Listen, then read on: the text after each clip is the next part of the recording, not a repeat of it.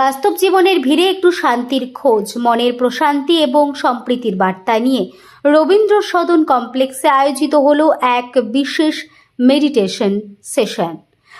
মেডিটেশনের for piece and harmony শীর্ষক এই অনুষ্ঠানের দিক নির্দেশনা দেবেন ডক্টর সুরেশ কুমার আগরওয়াল। 16ই মার্চ সোমবার রবীন্দ্র সদন কমপ্লেক্সের অবনীন্দ্র সভাঘরে এই অনুষ্ঠানটি অনুষ্ঠিত হলো। ধ্যানের মাধ্যমে কিভাবে মানসিক চাপ কমানো যায়, কিভাবে পড়াশোনার প্রতি মনোযোগ আনা যায়, কিভাবে জীবনে আনা যায় ইতিবাচক পরিবর্তন, তা নিয়েই ছিল এই বিশেষ আয়োজন। এই অনুষ্ঠানে উপস্থিত ছিলেন বিশেষ অতিথি বৃন্দ এবং উপস্থিত ছিলেন প্রজ্ঞান ফাউন্ডেশন এবং মেডিটেশনের কর্ণধার ডক্টর সুরেশ কুমার আগরওয়াল। আমাদের সবচেয়ে যে বড় সম্পদ, আগে বলা হতো স্বাস্থ্যই সম্পদ, এখন বলা হচ্ছে আমাদের সম্পদই কিন্তু স্বাস্থ্য। তার মানে আগে বলা হতো হেলথ ইজ ওয়েলথ, এখন বলছি আমরা our only wealth is our health. Health যদি ঠিক থাকে তাহলেই আমরা সব কিছু অ্যাচিভ করতে পারবো। এই স্বাস্থ্যটাকে কিভাবে সুস্থ রাখা যায়, কিভাবে আমরা মানসিক, শারীরিক এবং আধ্যাত্মিকভাবে সুস্থ থাকতে পারি, সেই বিষয়ে আলোচনা ছিল। এবং আজকের সেশনটা বিশেষ করে ছাত্রদের জন্য, ছাত্রছাত্রীদের জন্য রাখা হয়েছিল যে আমরা শ্বাস প্রশ্বাসের মাধ্যমে নিজের স্বাস্থ্যটাকে কিভাবে ঠিক রাখা যায়। আমরা দেখা গেছে যে একটা রিসার্চে যে 90% লোক সারা পৃথিবীতে রং শ্বাস প্রশ্বাস আমরা নিই, ভুলভাল শ্বাস প্রশ্বাস নিই। এই ভুলভাল শ্বাস প্রশ্বাস যদি আমরা ঠিক করতে পারি তাহলে আমাদের শারীরিক, মানসিক অনেক রোগ থেকে আমরা মুক্তি পেতে পারি। তো সেই বিষয়ে একটা আলোচনা ছিল এবং সেটা প্র্যাকটিস করানো হয়েছিল আজকে। যেটা প্র্যাকটিস করা দরকার সেটা হচ্ছে অ্যাবডোমিনাল ব্রিদিং, মানে সেটাকে বলা হয় যে পূর্ণ শ্বাস নেওয়া, যৌগিক ব্রিদিং যেটাকে বলা হয়, যে শ্বাস যখন আমরা নেব তখন পেট যেন ফোলে, তার মানে শ্বাসটাকে লম্বা করে নেব এবং আস্তে আস্তে ছাড়বো আমরা।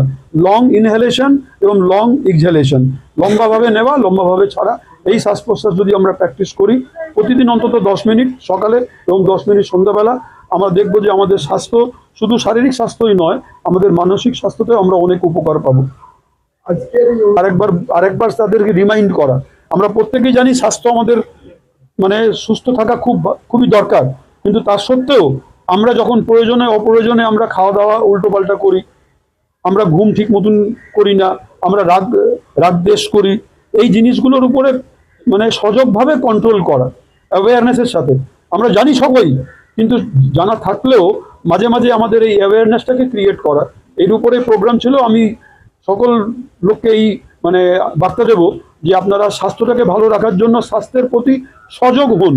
আমরা কি করতে হবে না করতে হবে প্রত্যেকেই জানি, এই জানা জিনিসটাকে জীবনে নিয়ে আসা, সেটাই হচ্ছে বার্তা। আমাদের এই যে অনুষ্ঠানে যে বাচ্চাদেরকে আমরা যে আজকে আমরা যে পুরস্কার হিসাবে যেগুলো গিফটগুলো তুলে দিলাম বা আমরা যে সার্টিফিকেটটা প্রোভাইড করলাম, এটা একটি সরকারি সংস্থা সার্টিফিকেট। আমাদের যাদের এই সোসাইটিতে যাদের সামর্থ্য আছে সেই সমস্ত বাচ্চারা তো খুব অনায়াসেই একটা এক্সট্রা কালচার বা একটা অ্যাক্টিভিটি হিসাবে তারা তো অঙ্কন বা ড্রয়িংটা শিখতে পারে, কিন্তু যারা পারে না সেই ধরনের কিছু আন্ডার প্রিভিলেজ স্টুডেন্ট যারা রয়েছে তাদেরকে এটা করতে পেরে ভীষণ আমরা সত্যি খুব আপ্লুত। এবং আমরা যেটা চাইছি যে এই বার্তাটা সমাজ মাধ্যমে আরও বেশি করে ছড়িয়ে পড়ুক। আরও অনেক স্টুডেন্ট রয়েছে, অনেক প্রতিভা রয়েছে যারা এই মাধ্যম অনুযায়ী যদি তাদের কানে খবর পৌঁছায় বা তারা যদি চায়, তারা যেন আরও এগিয়ে আসে এবং তাদেরকেও আমরা এই একইভাবে সহযোগিতাটা করতে চাই। সকল মানুষ যারা ছিলেন আজকে উপস্থিত, সবার সহযোগিতা বিনা এটা সম্ভব ছিল না।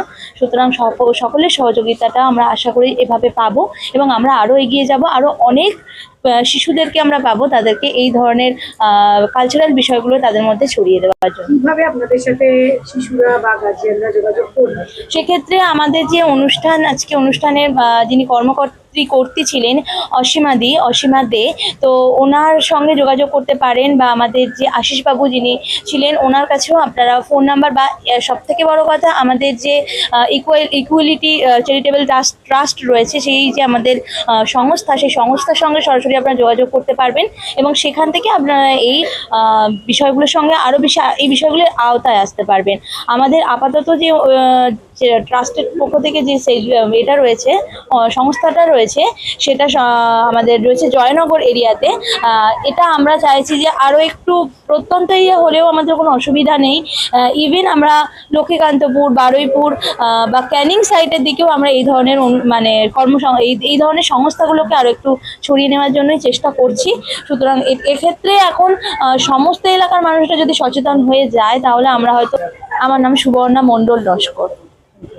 বাচ্চাদেরকে ওরা যে নিখিল বঙ্গীয় সঙ্গীত ভারতের সাথে যে পরীক্ষা দিয়েছিল, আঁকার পরীক্ষাটা দিয়েছিল, সেই PP1, PP2, PP3 বাচ্চাদেরকে ফার্স্ট সেকেন্ড থার্ড যারা হয়েছে তাদেরকে এখানে পুরস্কার দেওয়া হলো ছিল। কিন্তু গত বছর থেকে যেহেতু স্কুলটা প্রথম শুরু হয়েছে, গত বছর আমরা এইভাবে করে উঠতে পারিনি, তো এবছর ওদেরকে এনে এখানে দেওয়া হলো।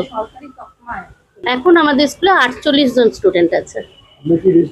আর এই আমাদের গ্রুপটা রেজিস্ট্রেশন করা হয়েছে না, স্কুল রেজিস্ট্রেশন হয়। আমাদের এই যে বন্ধুরা, আমরা বন্ধুরা মিলেই কিছু কিছু করে আমাদের চালানোর চেষ্টা করি। সরকারি কাজে কোনো আবেদন করেছেন? না, এখন পর্যন্ত আমরা আবেদন করিনি। আমাদের আরো কিছু কাগজপত্র মানে করতে হবে, তারপরে আমরা আবেদন করব। আপনার নাম? অসীমা দে।